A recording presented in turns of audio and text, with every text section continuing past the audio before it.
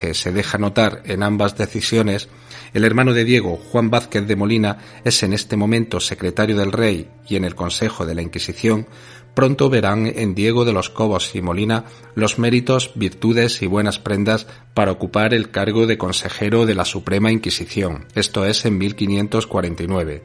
Nada de extraño tenía que Diego de los Cobos formara parte de esa alta institución polisinodial, muy al contrario. La mayor parte de sus miembros tenían abultada experiencia en el quehacer jurídico y expresa profesión y militancia religiosa.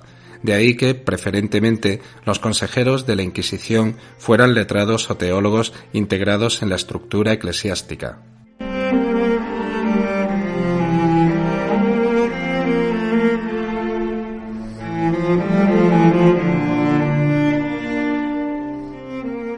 Paralelamente al desempeño de estos oficios mayores, Diego de los Cobos comenzó a desarrollar otro afán acumulativo de rentas y beneficios eclesiásticos nada desdeñables, pues se calculaba su valor en torno a los 3.000 ducados.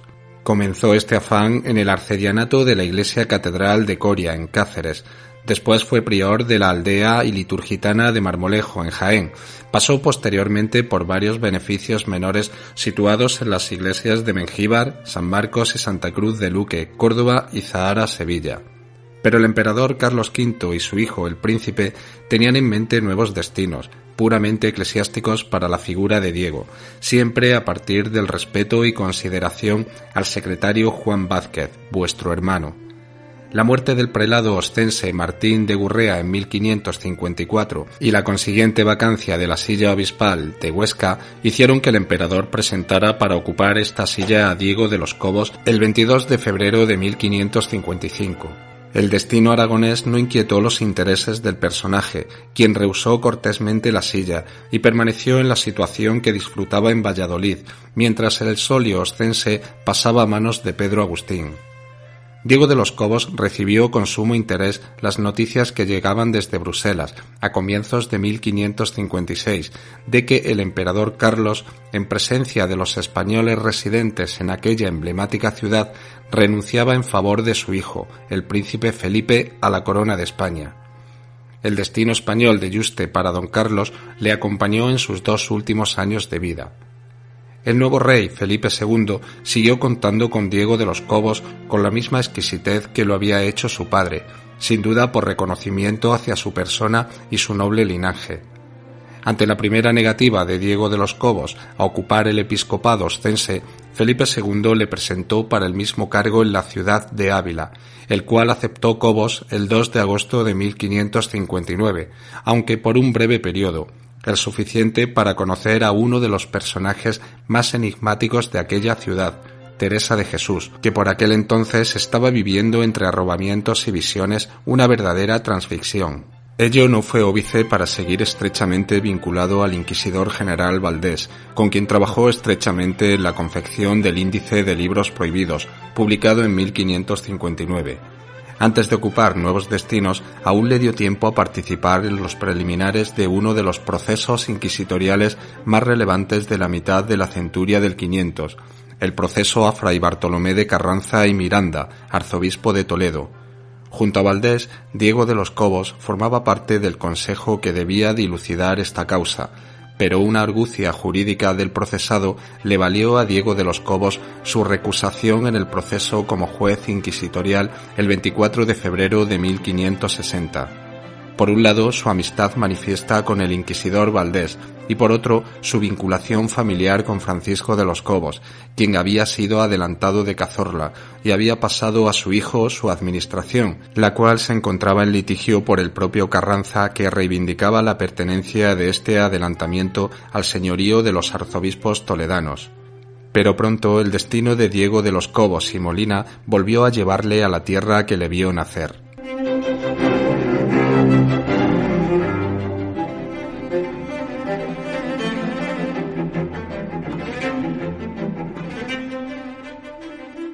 Tanto Felipe II como él quisieron que ocupara la silla episcopal jiennense y aceptó muy honrado el 4 de septiembre de 1560. La vacante se había producido por muerte del obispo Diego de Tavera, acaecida el 28 de abril. Contaba Jacobós con la edad de 45 años y este fue su último destino, que juró el 21 de julio de 1561. Allí vivió y trabajó en una época en que latía por doquier el ambiente de la Contrarreforma, y a partir de 1563, ya celebrado el último período de sesiones de Trento, se comprometió a llevar a la esfera práctica las constituciones de aquel concilio. Describía Ximena Jurado que para tantear el ambiente de espiritualidad de los ciudadanos jiennenses, luego que llegó a este obispado, visitó por su persona las ciudades, villas y lugares del reformando las costumbres, desterrando vicios y acudiendo en todo al buen gobierno de su diócesis. Testigo presencial fue durante sus 4 años de episcopado en Jaén de cómo se erigía el monumento más colosal de esa ciudad y reino, la Santa Iglesia Catedral, cuyas obras habían comenzado una docena de años atrás y se prolongaron algo más de un siglo.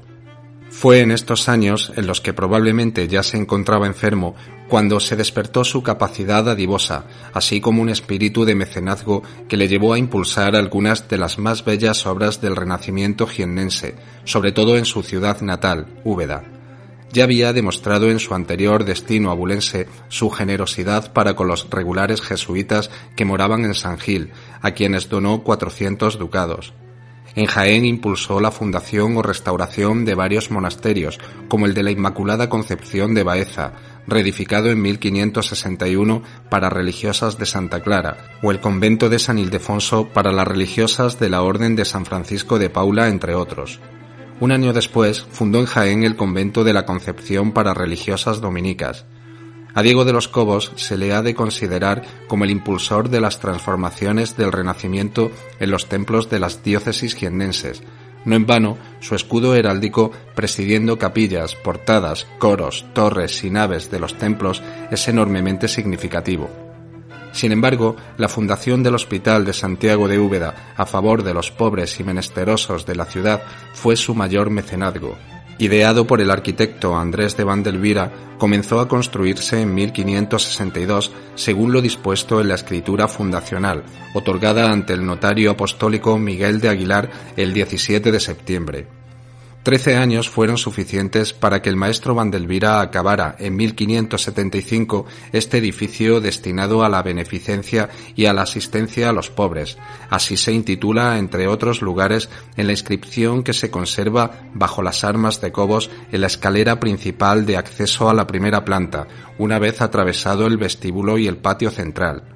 Celebrado el Concilio de Trento, Felipe II expide una real cédula el 12 de julio del 64 para declarar obligatorio de cumplir los decretos allí dictados. Diego de los Cobos recibió todas estas disposiciones en su obispado jiennense y preparó a éste para llevar a buen puerto la nueva doctrina, para lo que tuvo que acudir al Concilio de Toledo que se convocó en septiembre de 1565. A pesar de encontrarse enfermo, en ningún momento rehusó acudir al citado concilio, lo que le costó la vida en los primeros días de septiembre, de modo que cuando el día 8 se celebró la primera sesión, Diego de los Cobos ya había fallecido, tal y como refieren las actas del concilio. El obispo de Jaén murió en la ciudad de unas calenturas, pocos días después de llegado, el cual llevaron una noche sus criados sin que se le hiciesen exequias algunas, mas de dar clamores por él en la iglesia y en la parroquia. Tenía 49 años de edad.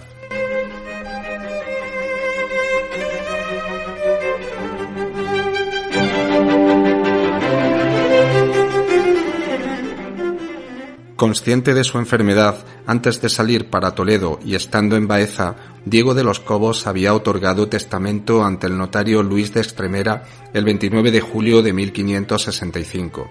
Su última voluntad no dejaba lugar a dudas sobre su carácter dadivoso. Instituía mandas, legados y dotes a favor de doncellas hidalgas naturales de Úbeda y declaraba como heredero universal de todos sus bienes a la Iglesia Colegial de Úbeda. Inicialmente Diego de los Cobos no contó con la oportuna licencia testandí que debía facilitar la sede apostólica, lo que promovió el correspondiente litigio sobre la validez de esa última voluntad. La mediación del propio Felipe II ante Pío V fue suficiente para validar el testamento del obispo con la firma de la oportuna concordia ante la Cámara Apostólica y los testamentarios del finado el 16 de septiembre de 1566.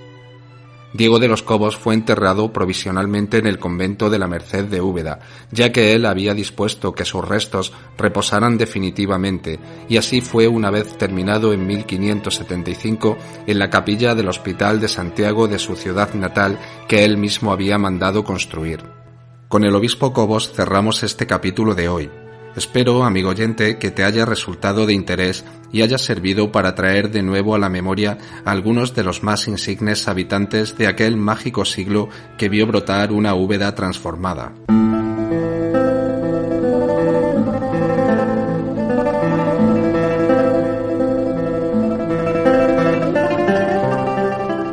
Grabo este audio el día 8 de mayo del año 2021. Se anuncia que en muy poco tiempo comenzará una importante reforma en la calle Corredera, una de las arterias principales de Úbeda, tan antigua casi como la propia ciudad. Los precedentes en este tipo de intervenciones no invitan al optimismo, máxime cuando afectan a puntos especialmente sensibles del municipio. De pronto aparece una calle, un barrio o una plaza cortada por obras, alguno de esos lugares por donde has deambulado cientos de veces, espacios tan asiduos que forman parte de tu misma naturaleza y que no imaginas que puedan dejar de existir algún día. Las necesidades urbanas sin duda justifican la actuación, la ciudadanía así lo entiende y la corporación licita el proyecto con honesta voluntad de mejorar el servicio público. Llega el momento en que ese entorno familiar por el que has transitado desde que tienes memoria se ha llenado de operarios, maquinaria y ruido. Ya no podrás volver a pasar por allí hasta meses después, cuando se reabra la zona una vez finalizada la intervención. Pero lo que ven tus ojos mientras recorres la flamante calle o plaza recién inaugurada no se corresponde con el lugar que tú conocías, porque, con ser el mismo sitio, rodeado de los mismos edificios, con las mismas dimensiones y casi con todos los hitos reconocibles, hay algo que no cuadra y te saca de contexto. Tratas de identificar la disonancia que te hace percibir ese entorno más amplio de lo que recordabas y al mismo tiempo más vacío y desolado, como una habitación desalojada del mueble más vistoso. Enseguida reparas en que faltan los árboles, sustituidos por maceteros de diseño con plantas exóticas. Es por ello la impresión de desamparo. Con la eliminación de los árboles se han esfumado las sombras que te acogían en verano, el canto de los pájaros llegada la primavera y la calidez hospitalaria de aquellos silenciosos testigos del tiempo. Entonces miras alrededor y contemplas desolado el nuevo mobiliario urbano, las farolas, los bancos, el embaldosado, y comprendes tristemente que ya no hay retorno posible, que el hormigón y la decoración vanguardista te han robado otra vez un pedazo de tu querido pueblo, sellando con una capa de olvido un mundo cotidiano que creías inamovible. Porque cuando a una calle, a una plaza o a un edificio le quitan el alma, ya es imposible que vuelva a recuperarla. Le ocurrió a Santa María, le ocurrió a la plaza del General Saro, le ocurrió a la plaza de San Pedro, a la de San Lorenzo, al edificio de los juzgados y a tantos otros lugares que han sido arrasados, desvirtuados o caricaturizados por reformas lamentables. Quisiera pensar que hemos aprendido de los errores del pasado y que la nueva corredera se salvará del disparate urbanístico, que cuando vuelvan a abrirla al tránsito seguiremos reconociendo en ella a nuestra antigua corredera, engalanada ahora con un hermoso vestido y no con un grotesco disfraz, para que siga acogiendo el paso de los ubetenses con mirada afectuosa y no con el gesto ortopédico de las cosas inanimadas. Son demasiadas las referencias a las que este pueblo sufrido ha tenido que renunciar a lo largo del tiempo por culpa de decisiones erróneas o agresiones directas al patrimonio. Quizá parte de ese pecado nos corresponda a los propios ubetenses, que nunca acertamos a levantar la voz cuando están en juego cuestiones esenciales de nuestra ciudad. Apáticos por definición, indiferentes casi siempre a los temas de fondo que tienen que ver con la fisonomía de esta tierra tan antigua como maltratada por la historia y gran parte de las instituciones. Qué poco trabajo costaría ponernos de acuerdo en algo tan elemental como la preservación de nuestras señas de identidad, erigirnos en un grito unánime para exigir que Úbeda siga siendo esa pequeña patria donde todos nos identificamos y nos reconocemos, la tierra de nuestros mayores y de las generaciones venideras, cada vez que un gran proyecto reformador amenaza con desmembrar un trozo de la memoria colectiva. Thank you.